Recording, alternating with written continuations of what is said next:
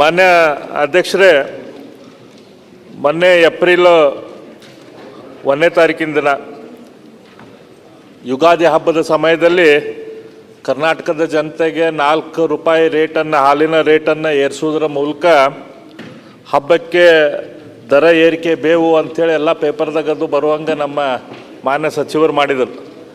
ಯಾಕೆ ಈ ರೀತಿ ದರನ ಏರಿಸಿದ್ರಿ? ಇದರ ಮೂಲಕ ಜನರಿಗೆ ಹೊರೆ ಆಗ್ತಾ ಇದೆಯೋ ಇಲ್ಲೋ ಇದ್ರ ಕಲ್ಪನೆ ಇದ್ದರೂ ಕೂಡ ತಾವು ಕಳೆದ 2 ವರ್ಷದಲ್ಲಿ ಸುಮಾರು 7 ರೂಪಾಯಿ ಅಷ್ಟು ರೇಟ್, ಹಾಲಿನ ರೇಟ್ ಏರಿಸಿರಿ. ಆ್ಯಕ್ಚುಲಿ 9 ರೂಪಾಯಿ ಏರಿಸಿರಿ, ಆದರೆ ಅದು 50 ml ಏನದು ಅಡಿಷ್ನಲ್ ಕೊಡೋದು ಅದೆಲ್ಲ ಅಡ್ಜಸ್ಟ್ಮೆಂಟ್ ಹಿಡಿದು ಸುಮಾರು 7 ರೂಪಾಯಿ ರೇಟ್ ಏರಿಸಿರಿ. ಇದರಿಂದ ಎಲ್ಲರಿಗೂ, ಅತ್ಯಂತ ಬಡವರಿಗೆ, ಮಧ್ಯಮ ವರ್ಗದವ್ರಿಗೆ, ಕೆಳ ಮಧ್ಯಮ ವರ್ಗದವ್ರಿಗೆ ಎಲ್ಲರಿಗೂ ಭಾಳ ಅಂದರೆ ಭಾಳ ತೊಂದರೆ ಆಗ್ತಾಯಿದೆ. ಅದಕ್ಕೆ ಇದ್ರ ಬಗ್ಗೆ ತಾವು ಇದೇನು ರೇಟ್ ಏರಿಸಿರಿ ಇದನ್ನು ಕಡಿಮೆ ಮಾಡುವಂಥ ಕೆಲಸ ಮಾಡಬೇಕಂತ ವಿನಂತಿ ಮಾಡ್ಕೊತೇನೆ. ಓಕೆ ಅಧ್ಯಕ್ಷರೇ, ನಾವು ರೇಟು ನಾವಾಗೇ ಹೆಚ್ಚಿಗೆ ಮಾಡಲಿಲ್ಲ. ರೈತರು, ರೈತ ಸಂಘದವರು, ಬೇರೆ ಎಲ್ಲರೂ ಇದನ್ನು ರೇಟ್ ಹೆಚ್ಚಿಗೆ ಮಾಡಬೇಕು ಅಂತೇಳಿ ಭಾಳ ಬೇಡಿಕೆ ಕೊಟ್ಟರು, ಒತ್ತಾಯ ಇತ್ತು ನಮಗೆ. ಮತ್ತು ಇಲ್ಲಿ ವಿಧಾನಸಭೆಯಲ್ಲೂ ಕೆಲವು ಸಲ ಚರ್ಚೆ ಆಗಿದೆ, ವಿಧಾನ ಪರಿಷತ್ನಲ್ಲೂ ಚರ್ಚೆ ಆಗಿದೆ. ಅವರು ಸಹ ರೇಟ್ ಹೆಚ್ಚಿಗೆ ಮಾಡಿ ಅಂತ ರೈತರ ಪರವಾಗಿ ಅವರು ಸಹ ಒತ್ತಾಯ ಮಾಡಿದರು. ಹಾಗಾಗಿ ನಾವು ಬೇರೆ ರಾಜ್ಯಕ್ಕೆ ಹೋಲಿಕೆ ಮಾಡಿದಾಗ ನಮ್ಮದು ಭಾಳ ಕಡಿಮೆ ಇದೆ, ರೈತರ ಒತ್ತಡವೂ ಜಾಸ್ತಿ ಇದೆ ಅಂಥೇಳಿ ನಾವು ನಮ್ಮ ಅವಧಿನಲ್ಲಿ 7 ರೂಪಾಯಿ ಒಂದು ಸಲ 3 ರೂಪಾಯಿ ಜಾಸ್ತಿ ಮಾಡಿದ್ವಿ, ಈಗ 4 ರೂಪಾಯಿ ಜಾಸ್ತಿ ಮಾಡಿದ್ದೀವಿ. ಮತ್ತು ಒಕ್ಕೂಟಗಳಲ್ಲಿ ಕೆಲವರೆಲ್ಲ ವ್ಯತ್ಯಾಸ ರೇಟ್ಗಳನ್ನ ಕೊಡ್ತಾಯಿದ್ರು. ನಾವು 4 ರೂಪಾಯಿ ಜಾಸ್ತಿ ಮಾಡಿದಾಗ ಮುಖ್ಯಮಂತ್ರಿಗಳು ಅವರ ಅಧ್ಯಕ್ಷತೆ ಸಭೆ ಕರೆದು, ಒಕ್ಕೂಟದ ಅಧ್ಯಕ್ಷರುಗಳು ಮತ್ತು ಆ MDಗಳು ಎಲ್ಲರೂ ಸಭೆ ಕರೆದು 4 ರೂಪಾಯಿ ಏನಕ್ಕೆ ಜಾಸ್ತಿ ಮಾಡ್ತಾಯಿದ್ದೀವಿ, ರೈತರಿಗೆ ನೇರವಾಗಿ ಕೊಡಬೇಕು ಅಂತೇಳಿ ಕಡ್ಡಾಯ ಮಾಡಿ 4 ರೂಪಾಯಿ ಜಾಸ್ತಿ ಮಾಡಿದ್ದೀವಿ. ಇದು 4 ರೂಪಾಯಿ ಜಾಸ್ತಿ ಮಾಡಿರೋದು ಗ್ರಾಹಕಗೇನು ಹೊರೆ ಆಗುತ್ತೆ ಅಂತ ಅನ್ಸೋದು, ಬಟ್ ಉತ್ಪಾದನೆನೂ ಆಗಬೇಕಲ್ಲ ಅಧ್ಯಕ್ಷರ. ರೈತರಿಗೆ ಅವ್ರ ಸಹಾಯಕ್ಕೂ ಬರಬೇಕಲ್ಲ. ಯಾಕೆಂದರೆ ಎಲ್ಲ ದರಗಳು ಜಾಸ್ತಿ ಆಗಿದೆ, ಮೇವಿನ ದರ ಎಲ್ಲ ಜಾಸ್ತಿ ಆಗಿದೆ. ಅದಕ್ಕಾಗಿ ನಾವು ರೇಟ್ ಜಾಸ್ತಿ ಮಾಡೋ ಅನಿವಾರ್ಯತೆ ಇತ್ತು, ಹಾಗಾಗಿ ಮಾಡಿದ್ದೀವಿ.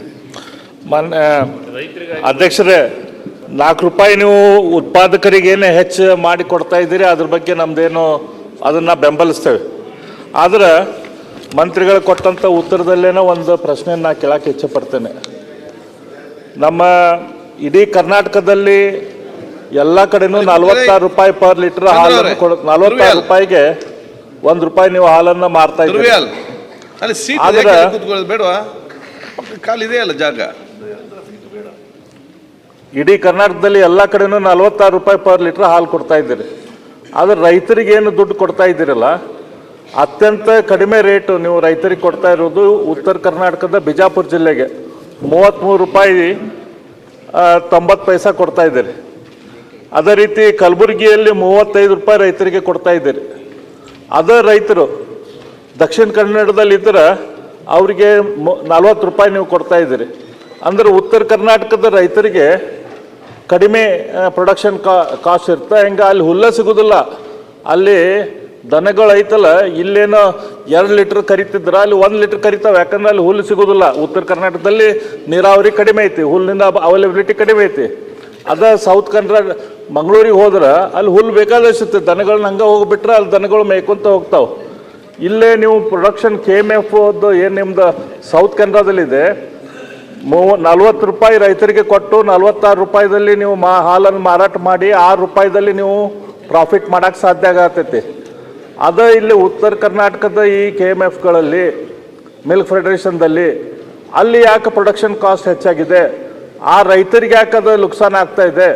ನಿಮಗದು ಪ್ರೊಡಕ್ಷನ್ ಕಾಸ್ಟ್ ಅದನ್ನು ಕಡಿಮೆ ಮಾಡೋಕೆ ಆಗಲಿಲ್ಲ ಅಂದ್ರೆ ಅದ್ರ ಹೊರೆಯನ್ನು ಸರ್ಕಾರ ಹೊರಬೇಕು ಹೊರತು ಅದನ್ನು ರೈತರ ಮೇಲೆ ಹೊರಿಸುವಂಥ ಕೆಲಸ ಮಾಡಬೇಡ್ರಿ. ಹಾಗಾಗಿ 40 ರೂಪಾಯಿ ನೀವೇನು ಮಂಗಳೂರಲ್ಲಿ ಕೊಡ್ತಾ ಇದ್ದೀರಿ, ಅದೇ ರೇಟ್ ಬೇರೆ ಕಡೆನೂ ರೈತರಿಗೆ ಕೊಡ್ರಿ. 46 ರೂಪಾಯಿದಾಗೆ ಬೇರೆ ಕಡೆ ಎಲ್ಲ ಏನು ರೇಟ್ ಇಟ್ಟಿರಿ ಅದೇ ರೇಟ್, ಆ ರೇಟ್ ಆ್ಯಸ್ ಇಟ್ ಈಸ್ ಕರ್ನಾಟಕದಾಗ ಒಂದೇ ರೇಟ್ ಐತೆ, ಅದಿರಲಿ. ಆದ್ರೆ ನಮ್ಮ ರೈತರಿಗೆ ಏನು ನೀವು ಕಡಿಮೆ ಕೊಡತ್ತೀರಿ ಬೇರೆ ಕಡೆ, ಅದನ್ನು ಹೆಚ್ಚು ಮಾಡುವಂಥ ಕೆಲಸ ಮಾಡಿ ವಿನಂತಿ ಮಾಡ್ತೇನೆ. ಅಧ್ಯಕ್ಷರೇ, ಈ ಒಕ್ಕೂಟಗಳು ಇದಾವಲ್ಲ ಸರ್ ಅಧ್ಯಕ್ಷರೇ, ಅವರವರ ಆರ್ಥಿಕ ಅನುಗುಣವಾಗಿ ಆಗಾಗ ಅವರ ರೇಟನ್ನು ಕೊಡ್ತಕ್ಕಂಥ ಕೆಲಸ ಅವ್ರು ಮಾಡ್ಕೊಂಡು ಅವ್ರಿಗೆ ಅಧಿಕಾರ ಇದೆ. ಅವರಿಗೆ ಏನೋ ಈಗ ಅವರು ಮಂಗಳೂರಲ್ಲಿ ನೀವು 44 ರೂಪಾಯಿ ಕೊಡ್ತಾ ಇದ್ದೀರಿ ತಾನೇ ಅಂತ ಹೇಳ್ತಾ ಇದ್ದಾರೆ. ಮಂಗಳೂರಲ್ಲಿ ಅಂತ ಅಂದರೆ ಅಲ್ಲಿ ಎಷ್ಟು ಹಾಲು ಉತ್ಪಾದನೆ ಆಗ್ತದೆ ಅಷ್ಟು ಹಾಲನ್ನು ಅವರು ಖರ್ಚಾಗ್ತದೆ ಅಲ್ಲಿ. ಜೊತೆಗೆ ಬೇರೆ ಬೇರೆ ಅಕ್ಕಪಕ್ಕ ಜಿಲ್ಲೆಗಳಿಂದನೂ ಹಾಲು ತಗೋತಾರೆ ಅವರು. ಉತ್ಪಾದನೆ ಅವ್ರು ಏನು ಉತ್ಪಾದನೆ ಮಾಡಿ ಅದಕ್ಕಿಂತ ಹೆಚ್ಚು ಅವ್ರಿಗೆ ಅಗತ್ಯ ಇದೆ. ಅವ್ರು ಬೇರೆ ಬೇರೆ ಜಿಲ್ಲೆಗಳಿಂದ ತೊಗೊಂಡು ಹಾಲು ಮಾರಾಟ ಮಾಡ್ತಾರೆ. ಅದರಿಂದ ಅವ್ರಿಗೆ ಲಾಭ ಜಾಸ್ತಿ ಇದೆ. ಆದರೆ ಬೇರೆ ಒಕ್ಕೂಟಗಳಲ್ಲಿ ಹಾಗಿಲ್ಲ ಅಧ್ಯಕ್ಷರೇ. ಬೇರೆ ಉತ್ಪಾದನೆ ಎಷ್ಟಾಗುತ್ತೆ ಆದರೆ ಅರ್ಧದಷ್ಟೇ ಖರ್ಚಾಗೋದು ಹಾಲು. ಇನ್ನು ಉಳಿಕೆ ಹಾಲುಗಳನ್ನ ಅವರು ಉತ್ಪನ್ನಗಳನ್ನ ತಯಾರು ಮಾಡ್ತಾರೆ. ಹಾಲನ್ನು ಪೌಡ್ರ್ ಮಾಡ್ತಾರೆ, ಬೇರೆ ಬೇರೆ ಉತ್ಪನ್ನಗಳನ್ನ ತಯಾರು ಮಾಡ್ತಾರೆ. ಈಗ ಅವೆಲ್ಲ ಉಳ್ಕೋತಾ ಆಗ ಅವ್ರೇನು ಮಾಡ್ತಾರೆ, ಒಕ್ಕೂಟದವರು ಅವ್ರು ಸ್ವಲ್ಪ ನಷ್ಟ ಭರಿಸ್ಕೊಳ್ಳೋಕ್ಕೋಸ್ಕರ ಸ್ವಲ್ಪ ವ್ಯತ್ಯಾಸ, ರೇಟ್ಗಳ ವ್ಯತ್ಯಾಸ ಅವರೇ ಮಾಡ್ಕೋತಾರೆ, ನಾವೇನು ಮಾಡಿಲ್ಲ.